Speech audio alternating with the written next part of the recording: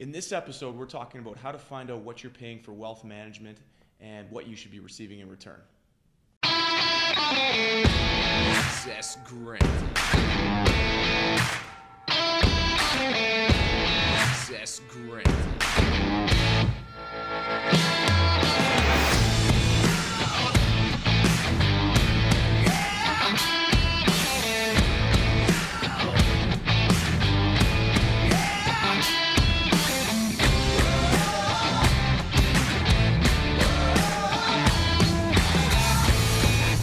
Granted.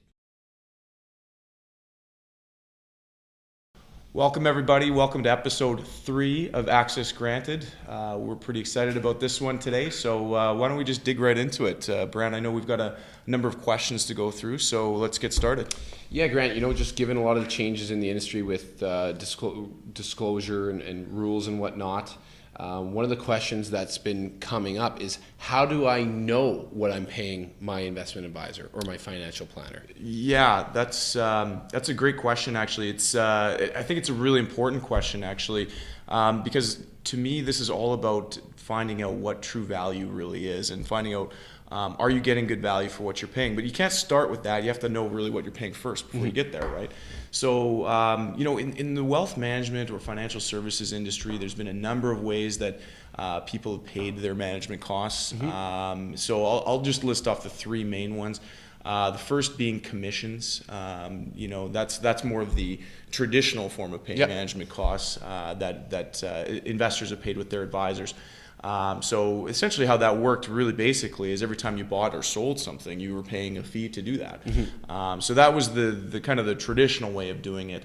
The second way is through a management expense ratio, or an MER, more common to things like mutual funds or ETFs.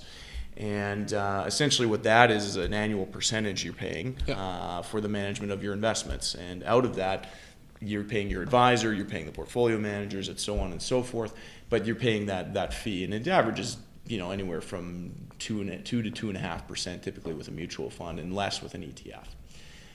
And then the last more common way today, or it's become more popular, is just paying a fee-for-service type of a model, where you're paying similar to an MER. You're paying a percentage of assets under management. But it's a little bit more transparent in that you see it show up on every single statement. It shows up as a transaction line. It's tax deductible in your non-registered accounts. It's my preferred method, and our preferred method on our team, just because it is a little bit more clear to our clients and they see it. But that's the more common way today. And with those types of structures, you're not paying the transaction fees that you would have with the more traditional models. To go along with the question, how do I know what I'm paying my advisor? I want to further that with, if I'm paying my advisor this fee, what should I be getting in return? Yeah, that's really the second part to that question is what value am I getting? What do I receive? And really that depends on the type of organization that you're working with, as a client. And even further than that, it depends on your advisor and their team and what they provide within it. So again, I'm going to speak, and there's no judgment in this. This is just a difference of different organizations. So I would suggest that anybody watching, what you need to decide is what makes best sense for you. So I'll start with the bank branches, because that's a pretty common one. People generally start their savings at bank branches. What you're going to receive at a bank branch is a pretty simple.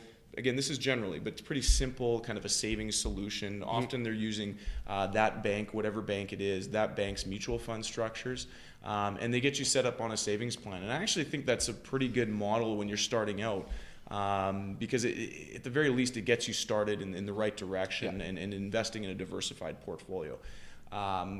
That's pretty much where that ends, though, in the bank branches. I mean, they're not that specific. They're not that customized of a solution. No, it's meant for, they're dealing with thousands and thousands of millions in a lot of cases, right? So it's not customized to your individual situation, but it's not a bad place to start out, is what I'd say there.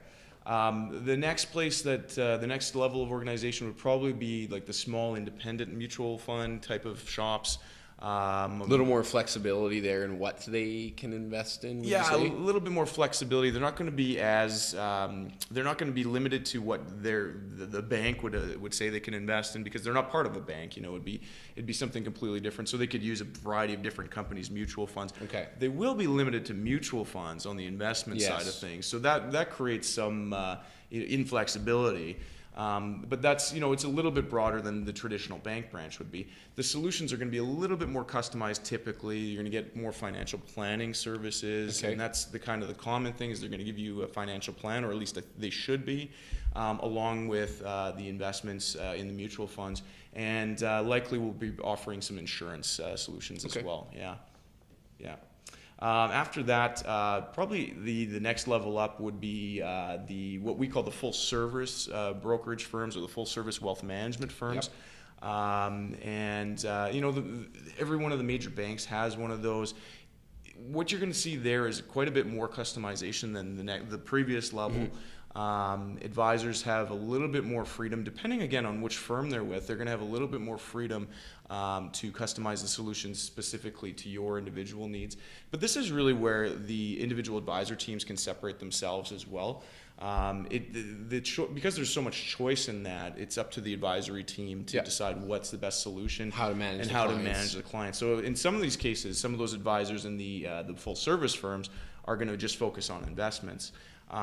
When you look at a team like ours, we focus on virtually everything that affects our clients' financial needs, whether that be their investments, their financial planning, their tax planning, estate planning, so on and so on and so on. Again, why it's so important to know what you're paying, because I assume a lot of times, or I see a lot of times where individuals are paying a very similar amount to two different advisors, yet getting more out of one versus the other. Yeah, completely. And I think that's really the difference. Like if you notice that you're paying a higher fee and not receiving the full gamut of services available to you, then that's something you might want to start asking questions about.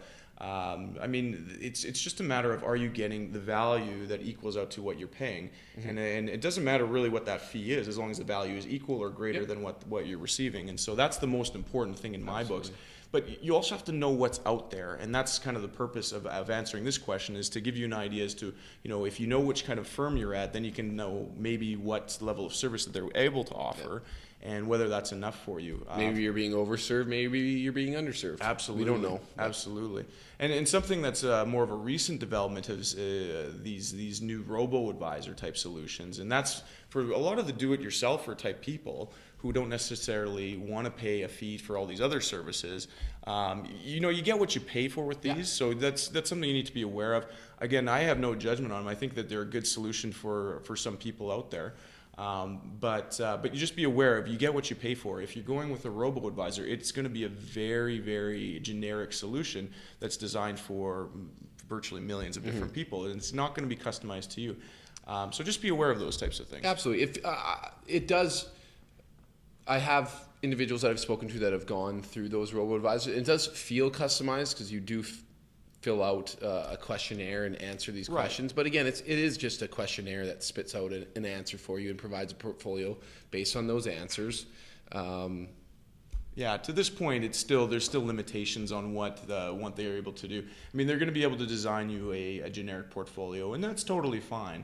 But when it comes to more specific and potentially more complicated situations, including tax and estate plans, and maybe even a more customized portfolio that's going to perform better over time, the robos are going to be a little bit more basic than that. And that's, like I said, that suits some people. Absolutely. There's definitely a place for it. Yeah, for others, they're going to be looking for more complex or more customized solutions. So, lastly, Grant, to go with, how do I know what I'm paying? What should I be getting for what I pay? How do I know if I'm on track with, how should an individual know if they're on track with their advisor?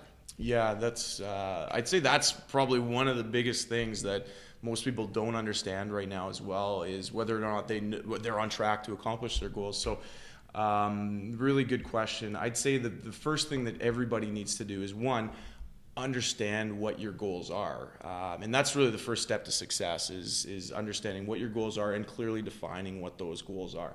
Most people don't take that step, so that's step number one.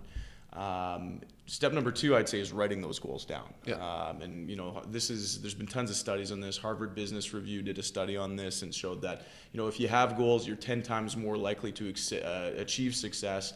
But you're 3 times more likely than if you write them down to be successful versus the people that just have goals. Just had them in their head. So exactly. So have goals, write them down, and then create a plan around them. So your advisor should be helping you out to do that stuff. Yeah, like you mentioned, defining your goals.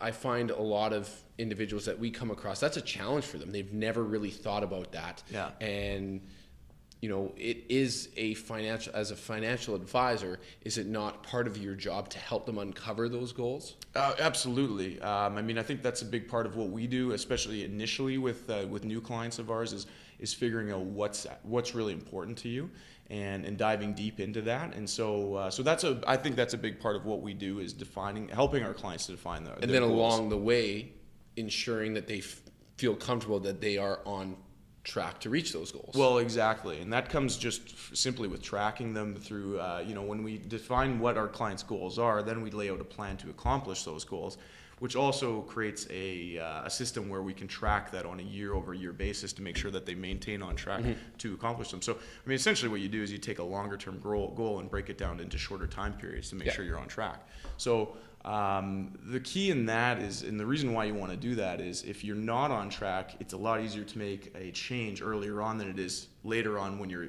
at the point of where you want to do it. Always better to start planning earlier. Yeah. Always better. Absolutely. So, but without doing that and without going through that process, and if you're in this camp that you haven't done this, don't worry. You're like most people out there. I would just say now's the time to start. The earlier the better, but now's the time to start. And you'll get yourself on track really quickly. And like I said, have a much better chance of being successful in accomplishing what you want to do. Mm-hmm. So, yeah. Yeah, with that, I would just, I'm just going to summarize it. I'd say know what you're paying and know what value you're receiving in return for it, and make sure that those two are equaling out. That's the last thing I'd add to that. So, ready? Aim. Fire.